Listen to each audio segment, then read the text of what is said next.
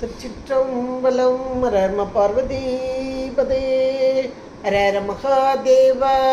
தென்னாடுடைய சிவனே போற்றி, எண்ணற்றவர்க்கும் இறைவா போற்றி. திருச்சிற்றம்பலம்.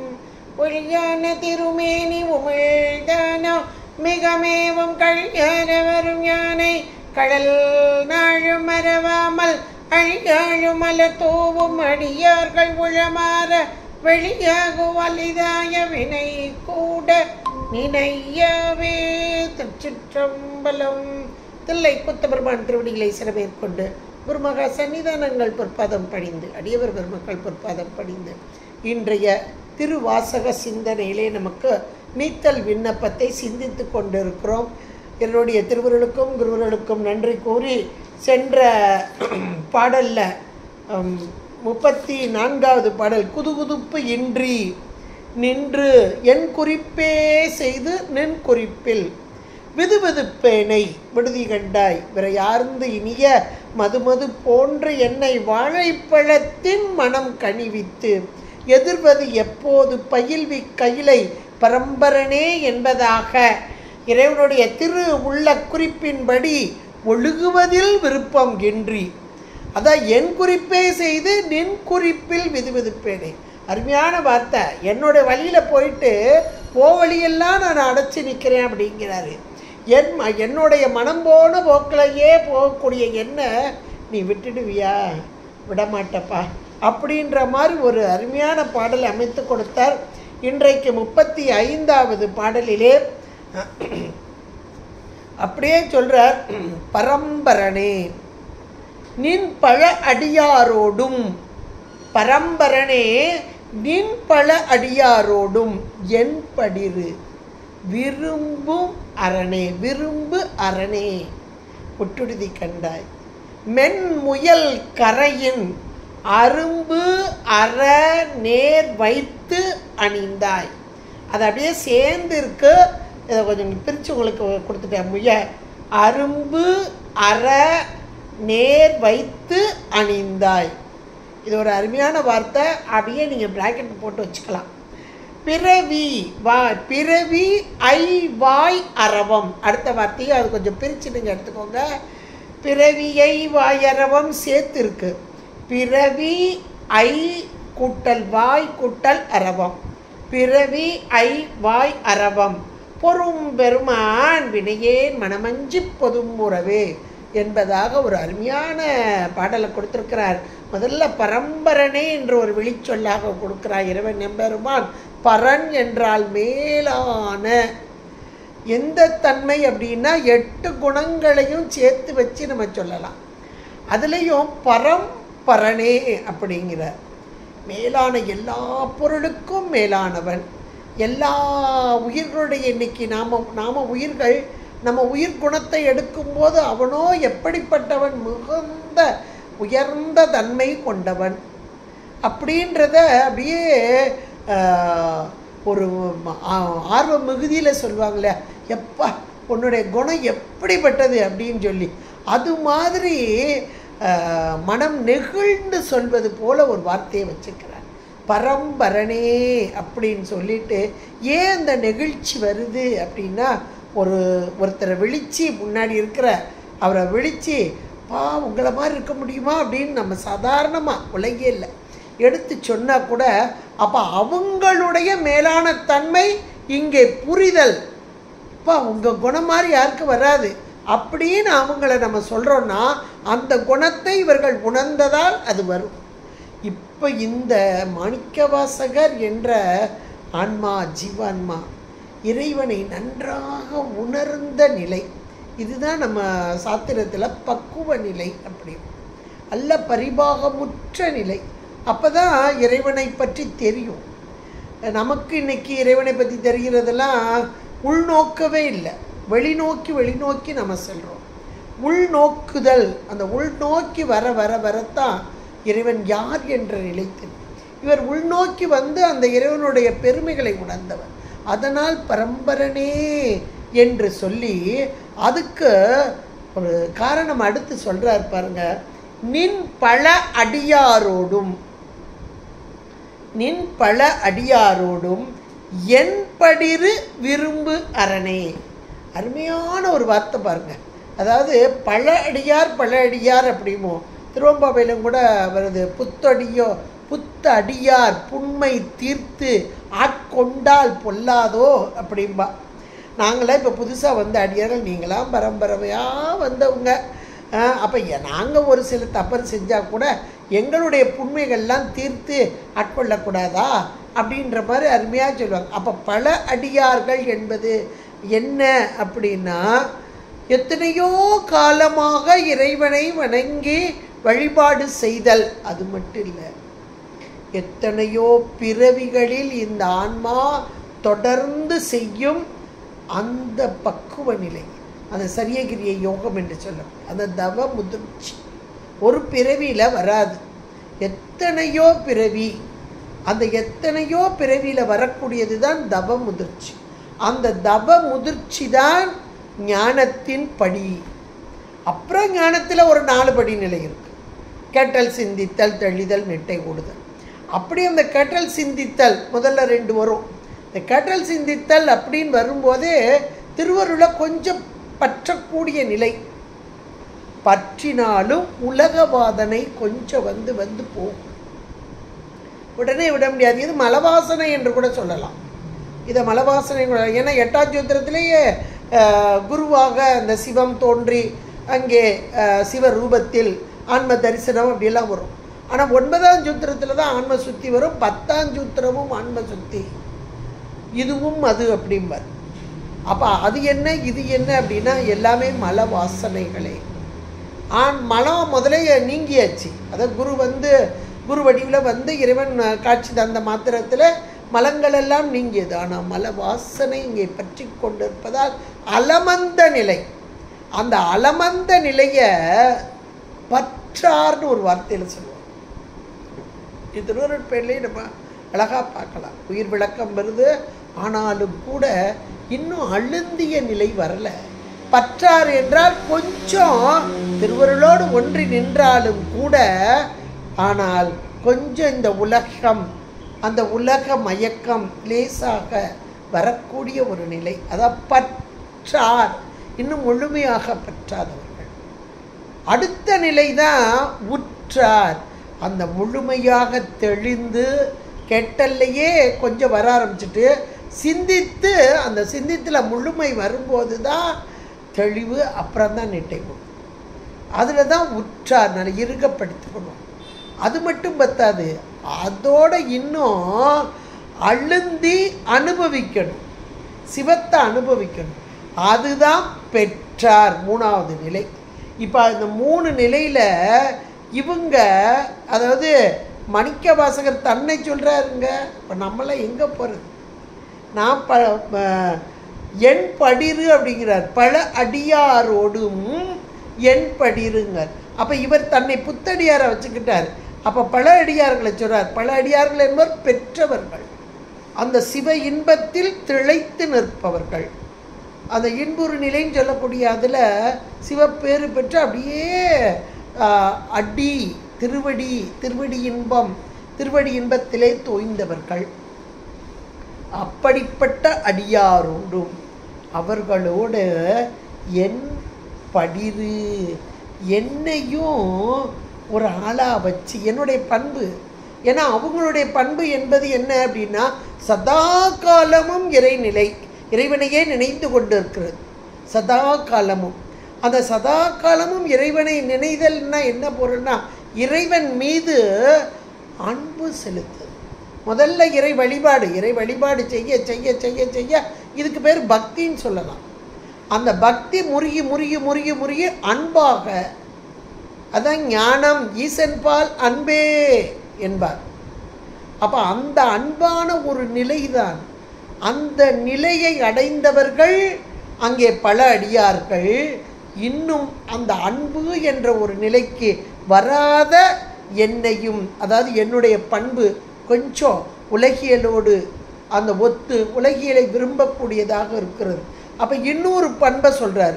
அங்கே அவங்க அடியார்களுடைய பண்பு, பல அடியார்களுடைய பண்பு அது உயர்ந்த நிலை.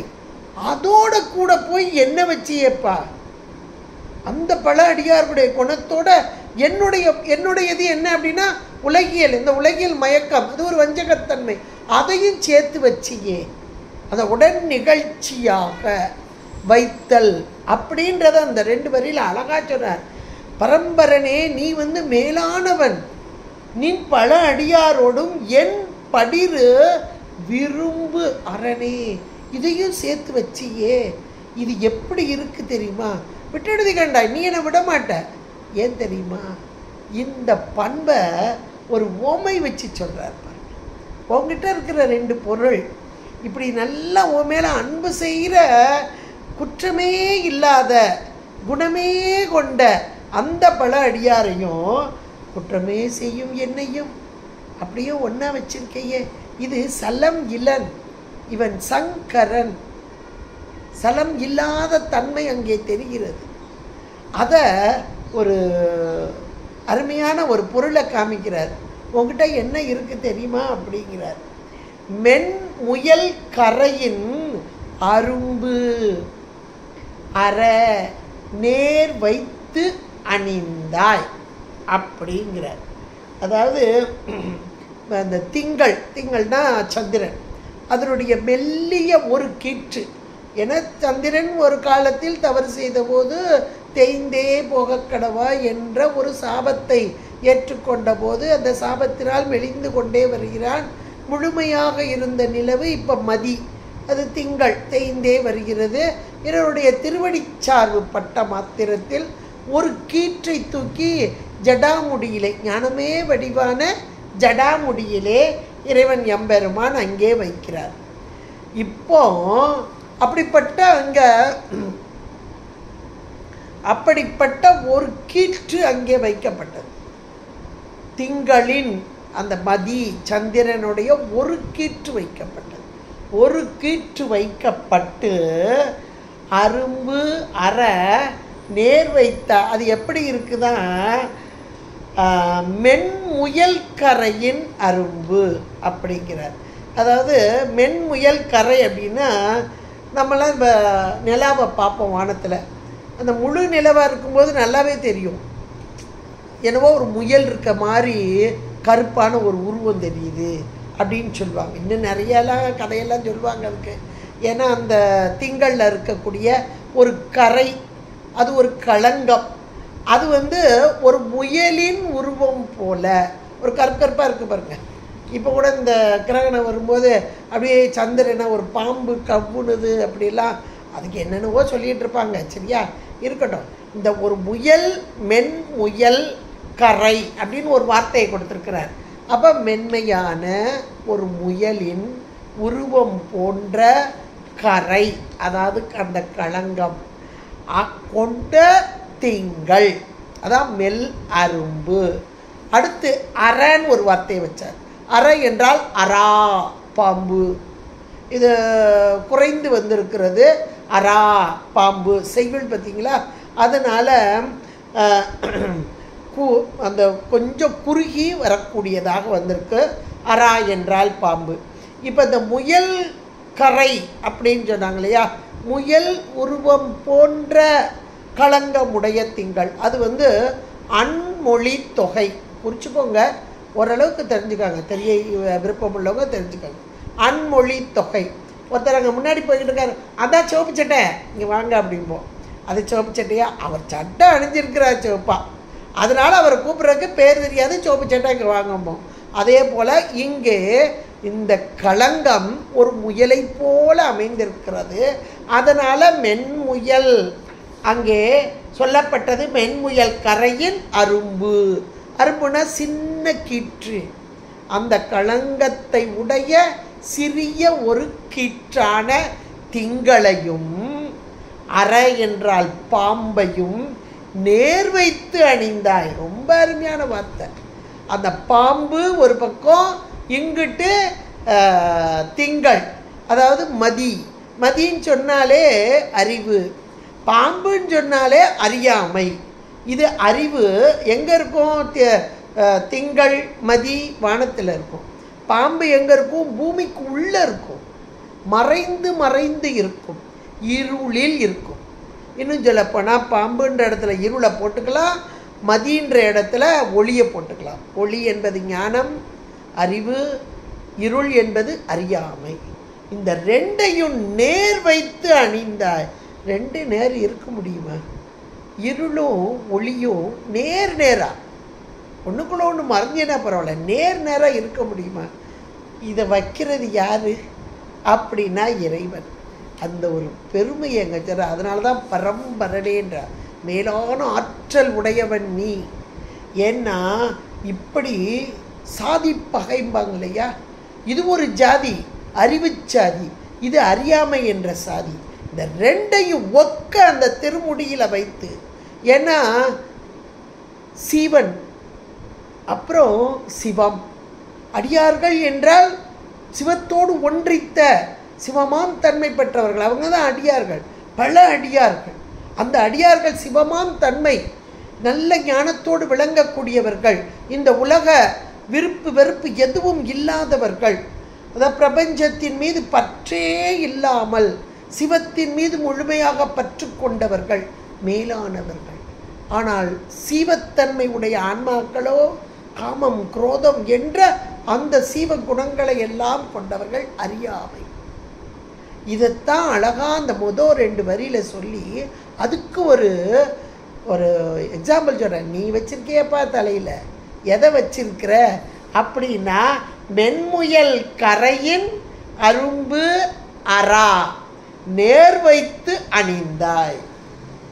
அப்போ இந்த 2 பொருள் குண வகையில் எவ்வளவு மாறுபட்ட குணம். இது அறிவு, இது அறியாமை. அதையே நேருக்கு நேராக வச்சிருக்கையே. அப்போ இப்போ முன்னாடி உள்ள வரியை சொல்லுங்க. நீ பல அடியாரோடும் என் படிரு விரும்பு அரணே. அப்போ என்னையும் ஒரு பொருளாக கொண்டு நாய்ச்சிவியை ஏற்றி வைத்த இறைவனை அருமையான ஒரு வார்த்தைகளால் இங்கே கொண்டு வர. இதை சொல்லி அதை சொல்கிறார் பாருங்க, ரொம்ப அதுலேயும் அணிந்தாய் அப்படிங்கிறார். அணிந்தாய் என்ற மாத்திரத்திலே இந்த 2, அதாவது திங்கள் அதையும் ஏற்றுக்கொண்ட தன்மை, தவறு செய்த போதும் தவறை அந்த உணர்ந்து திருவடி சார்பு பெற்ற போது அப்படியே தூக்கி தலையில் வச்சது. ஆனால் ஒன்றுக்குமே பற்றாத அந்த பாம்பு அறியாமை அதையும் தூக்கி தலையில் வச்சு. அப்போ 2க்குமே அந்த உயர்வு, அதை அணிந்தா என்ற 2ஐயும் நேர்பட வைத்த அந்த இறைவனுடைய பெரும் ஆற்றல், அந்த பெரும் கருணை என்ற மாத்திரத்திலே அருமையாக சொல்லி அடுத்து சொல்றார், பிறவி ஐ வாய் அரவம் பொறும் பெருமான் அப்படிங்கிறார். இந்த பிறவியாகிய அந்த பிறவியை ஐவாய் அரவம் அப்படிங்கிறார். அந்த பிறவியை முதல்ல அரவமாக, அரவம்னா பாம்பு, அது உருவகித்துட்டார். பிறவியை அரவமாக உருவகித்துட்டார். ஆனால் அந்த 5 வாய் தலைகளை உடைய அந்த பாம்பு, அந்த 5 வாயையும் பொறிகளாக உருவகிக்கலை. ஏன்னா அந்த பொறிகள் மூலமாக தானே மீண்டும் மீண்டும் மீண்டும் இந்த பிறவின்ற ஒன்று நமக்கு வருது. அதனால இப்போ பிறவி ஐவாய் அரவம் அப்படின்னும் போது பிறவிய அறவாக உருவகிச்சிட்டாரு. ஆனால் அந்த ஐவாய் 5 தலைகளை உடையது 5 வாய், அதை பொறிகளாக உருவகிக்கவில்லை. இது ஏகதேச உருவகம் என்று சொல்லக்கூடியது. அப்படிப்பட்ட பிறவி ஐ வாய் அரவம் பொறும் பெருமான் என்பதாக இந்த 5 தலைகளை உடையதான இந்த பாம்பு எப்பேற்பட்டதப்பா. இதுக்கு பயந்து போய் ஒரு எலியானது பயந்து போய் ஒளியும் பார்த்தீங்களா, பாம்புக்கு பயந்து ஒரு எலி போய் வலைக்குள்ளே ஒளியும் பார்த்தீங்களா, அதுபோல் என்னுடைய மனம் இந்த பிறவிக்கு அஞ்சி அப்படியே ஒடுங்கி போய் இருக்குதான். பயந்து போய் ஒடுங்கி போயிருக்கு. ஏன்னா இந்த வார்த்தை எதுக்காகன்னா, யார் ஒருவர் பிறவிக்கு அஞ்சுகிறார்களோ அவர்களே இறைவனால், பிறவிக்கு அஞ்சாதவங்க இறைவனால் ஆட்கொள்ளப்பட்ட, இன்னும் சொல்லப்போனால் பிறவிக்கு அஞ்சாதவர்கள் இன்னும் பக்குவமே வராதவர்கள். அப்போ இந்த பிறவி ஐ வாய் அரவம் என்ற மாத்திரத்தை, பொறும் பெருமான் என்ற மாத்திரத்தை பிறவிக்கு அஞ்சக்கூடிய ஆன்மா, அது ஒரு பக்குவ நிலை வந்துட்டு. இந்த பக்குவம் பெற்ற ஆன்மாவை தான் சொல்கிறார். ஆனாலும் அதை காட்டிலும் பக்குவம் பெற்ற ஆன்மாக்களும் அங்கே சொல்லப்படுகிறது. அவர்களையும் உடனாக வைத்த, என்னையும் வச்சு அவங்களையும் வச்சியே, நேராக வச்சியே அப்படின்னா இந்த அறியாமையும் இந்த அறிவையும் நேராக வைத்தது போல வைத்தா என்று சொல்லி பிறவி ஐ வாய் அரவம் பொதும்பு, பொதும்புன்னா பொந்து, பொந்துக்குள்ளே போய் ஒளியுது பார்த்தீங்களா, எலி போய் ஒளியுது இல்லை, எதுக்கு? அரவத்துக்கு பயந்து போய் ஒளியுது பார்த்தீங்களா, அது போல இங்கே பொதும்பு உறவே, பொதும்பு அது போல இந்த 5 பொறிகளோடு கூடி இந்த அரவமாக பிறவிக்கு அஞ்சி இருக்கக்கூடிய என்னை இந்த துன்பத்திலிருந்து, இந்த வேதனை, பிறவின்றது துன்பம், அதில் இருந்து நீக்கி எடுத்தப்பா அப்படின்றது போல. இது சாதாரணமான காரியமா பிறவியிலேருந்து எடுக்கிறது? ஆனால் உனக்கு அது சாதாரணமான, ரொம்ப எளிவந்த. ஏன்னா இறைவனுடைய அப்படியே கெட்டப்பெல்லாம் அழகாக சொல்கிறார். சொல்லி நீ இப்படி இந்த பாம்பை நீ நேராக வச்சிருக்கையே, அதனால் என்னுடைய இந்த பிறவிக்கு அஞ்சு நான் வலைக்குள்ளே ஒளியிறப்ப அந்த எலியை போல் அங்கே பயந்து நடுங்கி போயிருக்கேன். என்னுடைய வினையேன் பெருமான், பொறும் பெருமான் வினையேன் மனமஞ்சி பொதும்பு உறவே அப்படிங்கிறார். என்னை இதில் தாக்கக்கூடிய இந்த வினைகளிலிருந்து மீட்டு எடுத்தல் என்பது உனக்கு ஒன்றும் பெரிய வேலையெல்லாம் இல்லை அப்படின்ற ரொம்ப அருமையான ஒரு பாட்டு. ஏன்னா இன்றைக்கு நாம் பிறவி என்ற ஒன்றுக்கு அஞ்ச வேண்டும். இந்த நூல்கள்லாம் படிக்கிறோம் அப்படின்னா அது பிறவி என்ற ஒன்று நம்மை இன்றைக்கி வினைகள்னால துன்பம். ஏன் வினைகள் வந்தது அப்படின்னா நம்மக்கிட்ட இருக்கிற ஆணவம், நம்மகிட்ட இருக்க ஆணவத்தின் காரியமாகத்தான் மீண்டும் மீண்டும் வினைகள் இருக்க இருக்க இருக்க அடுத்து அடுத்து அடுத்து பிறவி.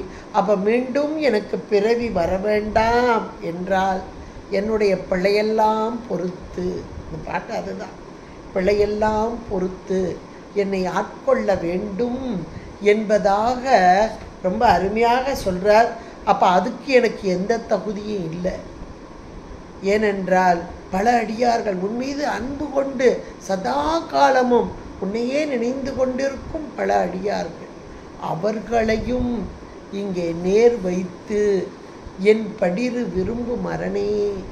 அரண் என்றால் நம்முடைய துன்பங்களை எல்லாம் நீக்கக்கூடியவன், வினைகளை எல்லாம் நீக்கக்கூடியவன், இன்னும் சொல்லப்போனால் வினைகளை எல்லாம் நீக்கக்கூடியவன் அரணே என்பதாக மேலான மெய்யடியார்கள் அவர்களுடைய தூய ஒழுக்கம், என்னுடைய பொய் ஒழுக்கம், ரெண்டையும் நேர்பட வைத்து விரும்பும் அரணே. என்னை விட்டுருவியாப்பா? நீ விட மாட்டாய். எவ்வளோ ஒரு அருமையான பாடல் பாருங்க. நீ விட மாட்ட. அப்படி விடமாட்டன்றதுக்கு உன்னுடைய ஜடாமுடியிலே, ஞானமே வடிவான ஜடாமுடியிலே இருக்கு பாருங்க. அது இங்கே ஆகா இந்த பொருளை இங்கே வைத்திருக்கிறாய், அது போல என்னையும் ஏற்றுக்கொள்வாய் என்பது போல அதை சொல்லி இதை சொல்லி அப்படி அழகாக கொண்டு வர்றார். மென்முயல் கரையின் அரும்பு அற நேர் வைத்து அணிந்தாய். நீ விருப்பத்தோடு எடுத்து நீயா தூக்கி வச்சுட்ட. இப்போ இறைவன் தாமாக செய்வலன் நாமாக சென்று அடைய முடியாது. இறைவனை அடைதல் என்பது நமக்கு அதிகாரம் இல்லை. இறைவனாக நம்மை அடைய வேண்டும், இறைவனாக நம்மை ஏற்றுக்கொள்ள வேண்டும். எப்பொழுது ஏற்றுக்கொள்வார்? நம்முடைய வினைகளெல்லாம் நீக்கம் பெறும்போது. அந்த வினை நீக்கம் எப்பொழுது வரும்?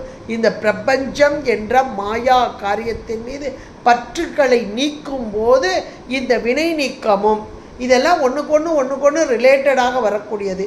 இது ஒரு பக்குவம் பெற்ற ஆன்மா, மணிக்கவாசகர் என்ற பக்குவம் பெற்ற ஆன்மா எப்படி பொதும்பு அற என்ற மாத்திரத்தில் ஒரு அரவு பாம்புக்கு பயந்து ஒரு வலைக்குள்ளே போய் அஞ்சி ஒடுங்குகிறதோ அது போல இந்த பொறி 5 பொறிகள் மூலமாக இந்த பிறவி என்ற வாய் அரவம் இதுக்கு பயந்து போய் அப்படியே பயந்து இந்த ஒரு பிறவின்ற வேதனையில் நான் மாட்டிடக்கூடாதுப்பா அப்படின்னு ஒடுங்கக்கூடிய என்னையும் நீ ஏற்றுக்கொள்வாய், விட்டுவிட மாட்டாய் என்பதாக அருமையாக அமைத்து கொடுத்த அற்புதமான ஒரு பாடல் இது.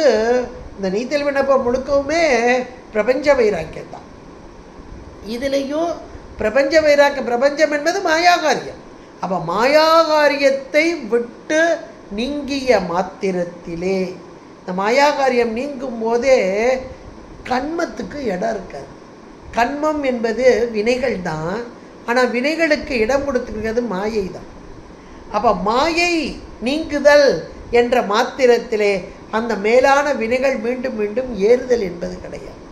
அப்போ அந்த பிரபஞ்சம், அந்த பிரபஞ்சத்தின் மீது கொண்ட பற்று முழுக்க நீங்கிய மாத்திரத்தில் இது ஒரு நல்ல பக்குவ நிலை. இந்த பக்குவ நிலையை தான் இங்கே சொல்கிறார். அப்படிப்பட்ட ஆனால் இப்போ தான் வந்துக்கிட்டு இருக்கு, இன்னும் முழுமை அடையலை. ஆனாலும் கூட அவர்களோடு நேர் வைத்து இங்கே பரம்பரனே நின் பல அடியாரோடும் என் படிறு விரும்பு அரணே முட்டுடுது கண்டா, நீ விட மாட்டேன். ஏன்னா இறைவனுடைய நோக்கு பெற்றுவிட்டால் மீண்டும் மீண்டும் மீண்டும் நம்மை பக்குவப்படுத்தி தன்னோடு சேர்த்து கொள்வது தான் இறைவனுடைய பெரும் கருணை. அந்த பெரும் கருணையைத்தான் இங்கே எடுத்து காண்பிக்கிறார் மாணிக்க வாசக பெருந்தகையார். அவர் அனுபவித்ததை, அந்த அனுபவ நூல் திருவாசகம். அந்த அனுபவத்தை நாமும் இன்றைக்கும் இந்த பிறவிக்கு அஞ்ச வேண்டும். ஒன்று, பிறவிக்கு அஞ்சினோம் என்றால் இந்த பிரபஞ்சம் எனக்குரியது அல்ல. இந்த உலக மாயை, உலகம் என்பதே இந்த மாயையின் காரியம். அந்த மாயையின் காரியத்தின் மீது பற்றுகள் அப்படியே கொஞ்சம் கொஞ்சமாக விட்டு விட்டு விட்டு விட்டு நீங்கள் இறைவனுடைய திருவருள் பற்றி கொள்ளும். இந்த திருவருள் பற்றி கொள்ள வினை என்பது அங்கே ஏறாது. அந்த வினை அது இருவினை ஒப்பு மலம் பரிபாகப்பட்டோம். மலம் பரிபாகப்பட்ட மாத்திரத்தில் இறைவன் தனதாக்கி கொள்ளுவார்.